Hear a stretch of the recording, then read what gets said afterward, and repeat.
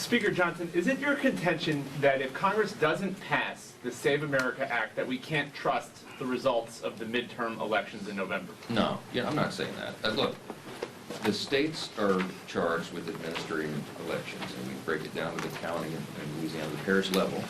And there's a lot of election integrity legislation that's been handled, particularly for the red states, I'll say, over the last few years because of all of the irregularities and chaos that we've seen surrounding recent elections.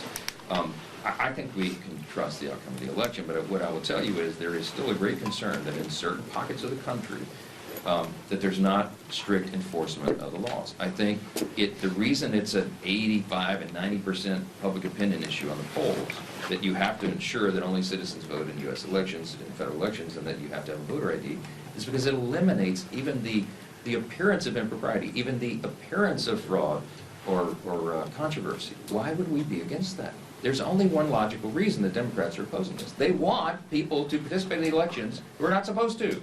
That's what the wide open border was about. This is not like some, everybody, just think of it logically. Why would they make an argument that you can't show a simple voter ID to vote?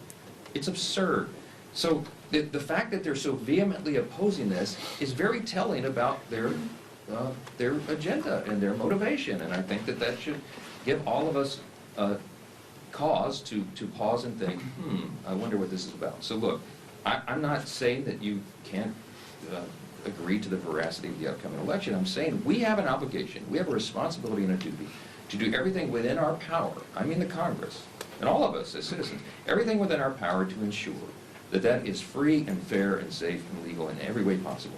And if you can provide an ID and eliminate the possibility of illegals participating in elections or people who are not who they say they are, that is good for everybody, good for the election system, and you must have a free and fair election system to maintain a constitutional republic. This should not be a controversial thing. Mr. Speaker.